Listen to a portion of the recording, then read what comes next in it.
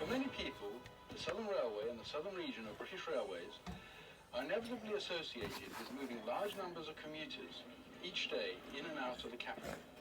However, there was much more to it than that. In this program, we present a miscellany of films made between the 1930s and the 1960s on the eastern and central divisions of the SR, which, as well as providing some probably unique views of the system taken over a period of some 40 years, will demonstrate just how much interest there was to be found in the railways of the southeast of England in that period. We begin at London Bridge Station in 1930. One of the first of Maunsell's brand new schools class 440s, number 908, Westminster, backs onto its train. For a short while after these locomotives were introduced, they ran without smoke deflectors.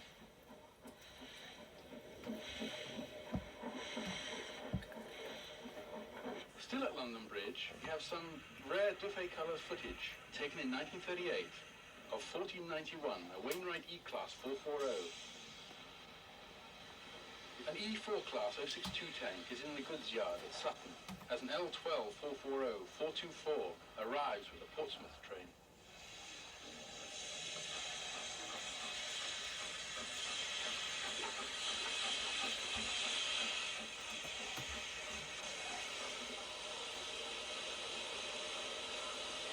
Later, number 433, another member of the class, designed by Dougal Drummond for the London South Western Railway and later modified by Urey, is seen at Sutton Station. The third rail is in place for the new electric services.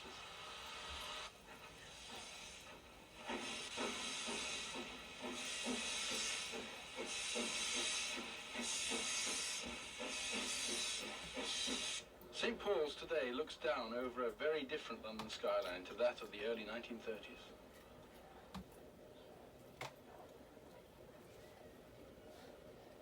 We are back at London Bridge on a rather murky Saturday, probably in 1931.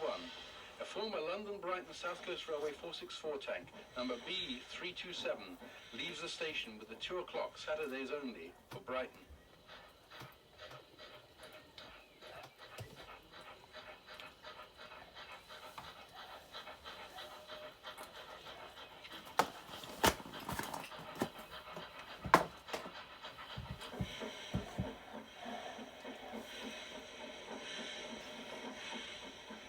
The first part of the film is also a reminder of just how grim conditions could be in the days before the Clean Air Acts in the 1960s.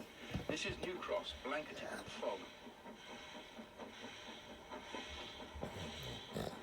C.J. Bernard, the man who made this film of the Baltic tank between London Bridge and the flyover beyond Norwood Junction, must have spent a lot of time poring over timetables, or else, as we shall see, he was just plain lucky. The electric train bearing the filmmaker soon catches up with that hauled by the Baltic tank.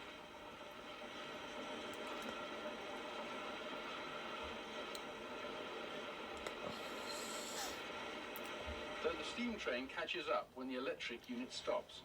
What looks like a Brighton E4 062 tank can be seen.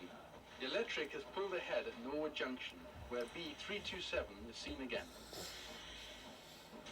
And on the flyover beyond the junction, these lovely shots of the Baltic tank can be seen.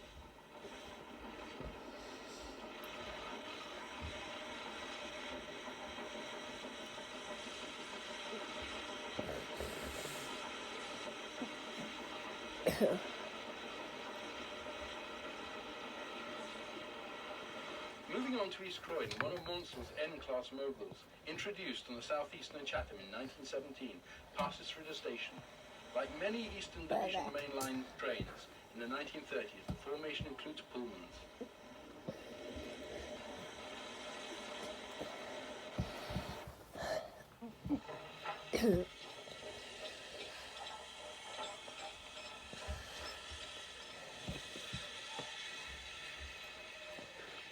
The Baltic makes another appearance. These superb tank locomotives were rebuilt by Maunsell as 460 tender engines in the 1930s.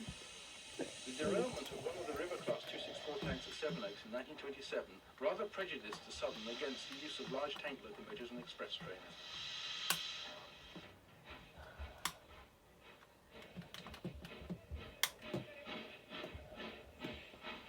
A King Arthur on the Down Southern Belle completes this sequence at East Croydon.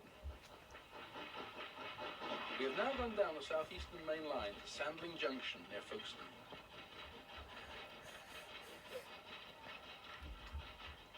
A Schools Class 440 passes through the station on an up express.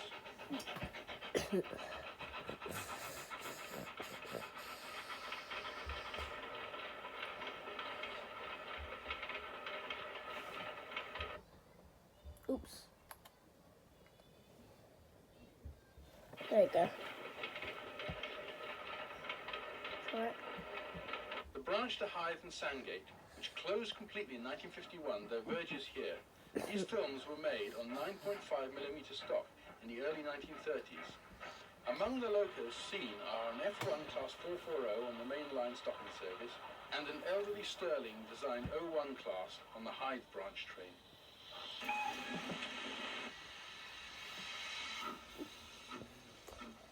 A Lord Nelson 460 passes through Sandling Junction with a boat train consisting of a typical southern mixture of Pullmans and ordinary stock. The next part of the programme concentrates in Folkestone, and in particular the branch to Folkestone Harbour. Our films of this line will span a period of nearly 30 years. Another Lord Nelson, this time at Folkestone Junction, where the harbour branch diverges. An R1 class 060 tank drifts down towards the harbour with vans consisting of passengers' luggage. This is shortly followed by the boat train itself, all by another R1.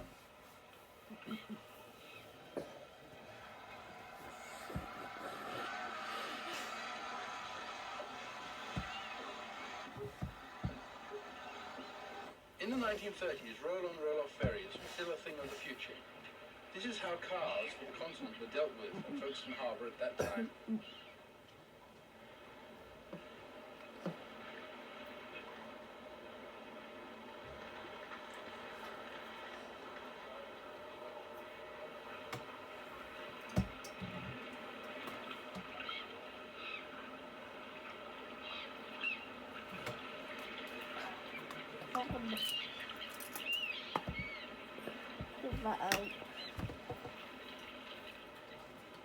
One of the Southern Railway steamers leaves the pier to begin the channel crossing to Boulogne in the early 1930s.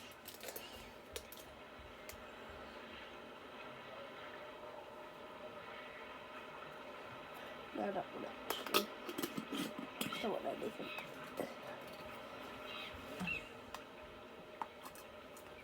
Shunting at the harbour is one of the former Southeastern Chatham P-Class 060s, number 27. This loco was preserved on withdrawal over 30 years later and can now be seen on the Bluebell Railway in Sussex. Wait, 1 second.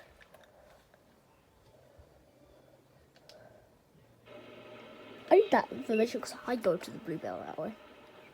Shunting at the harbour is one of the former Southeastern Chatham P-Class 060s, number 27. Oh, okay.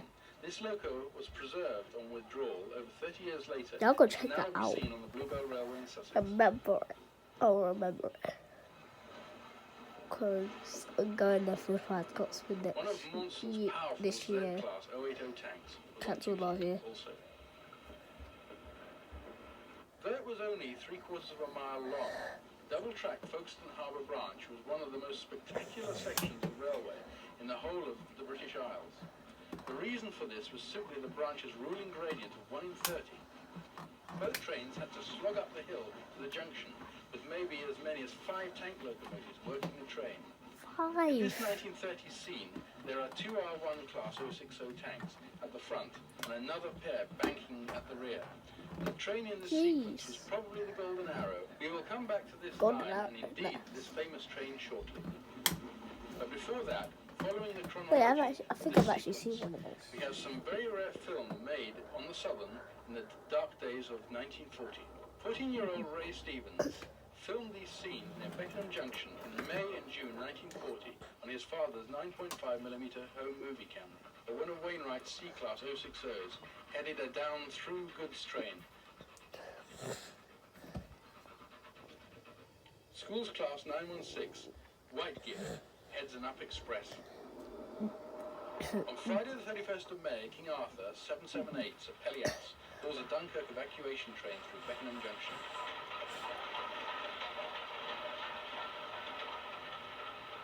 This is followed by C-Class 060 1572 on a down goods. The boy filming the train is now chairman of the society which has preserved 592 of the class, which is now preserved on the Bluebell Railway. You I need to go check these out to find out where these trains are. Lots of them preserved by the Bluebell. I need to go to the Bluebell and just see where they are. That's where I've seen it. The one E-Class place. 1175 powers a train of GWR Swear. stock containing more soldiers resting above the little ships. The loco of the next train, one of 600 run in the space of a week to move some 335,000 men, is L-Class 440 1773. Built ironically by Borsig of Berlin in 1914, one of only 10 German-built mainline locomotives ever to run in Britain. A down goods in charge of a U1 Class 260, number 1904, heads towards the junction.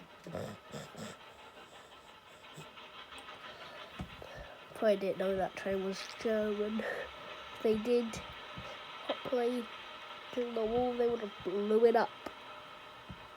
I bet. They don't want any German trains in their country. Along the same stretch of track.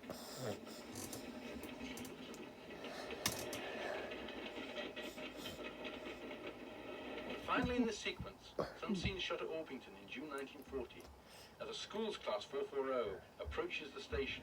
A C-Class 060 and an H-Class tank are glimpsed in the yard.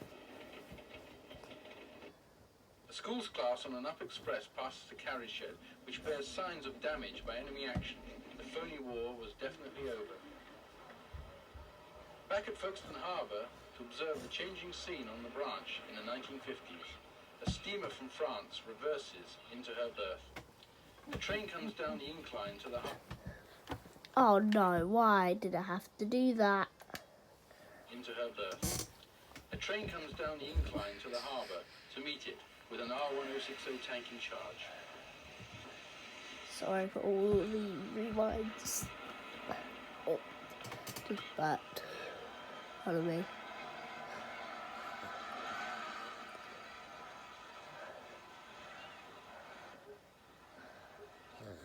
With two R1s at the front and another at the back, a train begins a slog up the incline.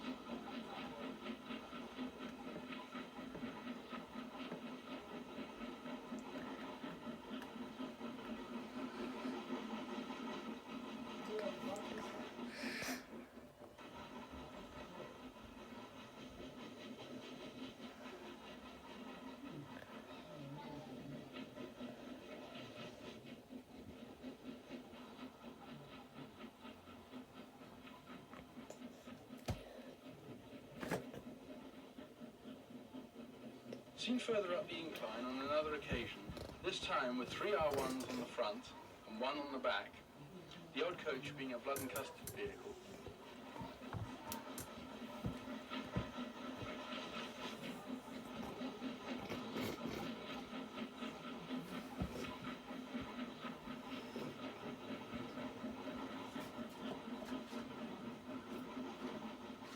The branch joined the main line at Folkestone Junction, where a BR Standard Class 5 passes through the station. A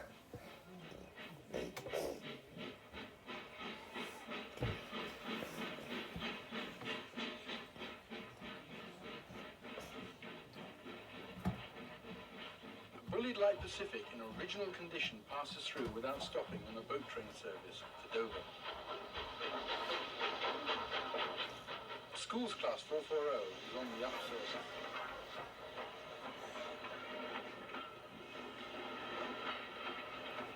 In the late 1950s, rebuilt Bully Pacifics were a common sight in Kent.